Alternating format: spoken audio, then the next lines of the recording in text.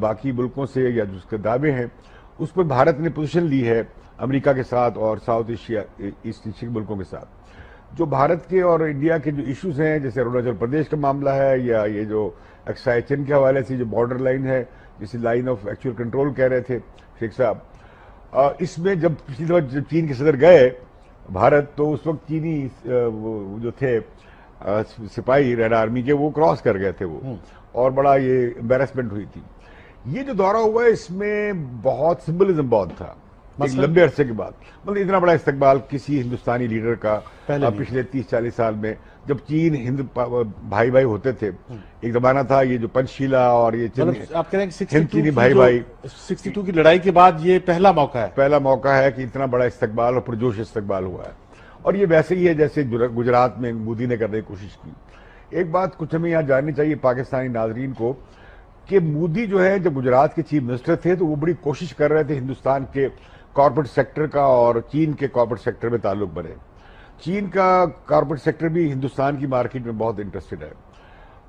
جیسے مثال کے طور پہ 80 کروڑ کی مارکیٹ ہے انڈیا میں یہ چینی یہ جو اسمارٹ فون ہے. دوسرا فون ملتا ہے کوئی $1000 کا, وہ ملتا ہے کوئی $100 کا. اب اتنی بڑی مارکیٹ ہے. پھر ایک کمبینیشن ایک بڑا اچھی فارمولیشن آئی ہے انٹرسٹنگ کہ سافٹ ویئر انڈیا کا اور ہارڈ ویئر چائنا کا. اب لیکن یہ وہ چاہ رہے ہیں اب انڈین مارکیٹ کو انفراسٹرکچر میں بہت بڑی ہیوی سرمایہ داری کی ضرورت ہے اگر انہوں نے آگے بڑھنا ہے. لہذا چین اور ہندوستان کے جو اختلافات ہیں ان کے باوجود ہندوستان چاہے گا, اور اتنے بڑے ڈیفیسٹ کے باوجود یعنی جو تجارتی خسارہ ہے وہ اکنامک ٹرمز میں اسے کچھ اور طریقے سے لیا جاتا ہے. انڈیا چاہتا ہے کہ ڈائریکٹ فارن انویسٹمنٹ جو ہے FDI وہ آئے, اور چائنا وہ کرنے کو تیار ہے, اور چائنا کا پیسہ بھی ہے جیسے پاکستان میں لگا رہے ہیں اس کوریڈور میں.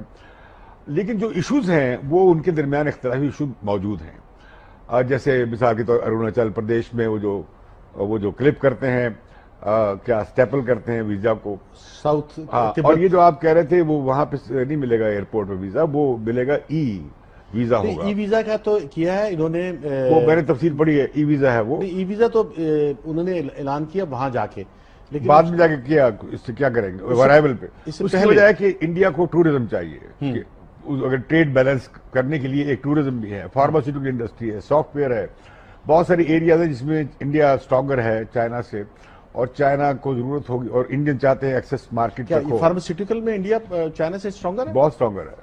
دنیا بھر کی آئی ٹی میں بھی چائنا سے اسٹرانگر ہے. یس, چائنا اسٹرانگر ہے.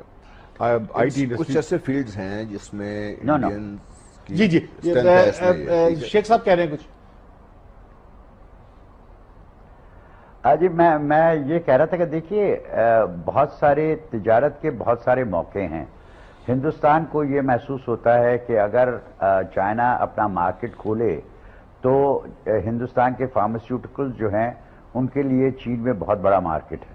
ان کا یہ بھی کہنا ہے, اور یہ کہنا اس وجہ سے ہے کیونکہ چین نے اس کا 10 سال پہلے جب پرائم منسٹر رونگلی تھے تو انہوں نے کہا تھا کہ صاحب آپ کی جو کمپیوٹر ایکسپرٹیز ہے, IT ایکسپرٹیز ہے, اس سے ہم فائدہ اٹھانا چاہتے ہیں اور آپ کے لیے IT مارکیٹ میں چین میں جگہ ہے.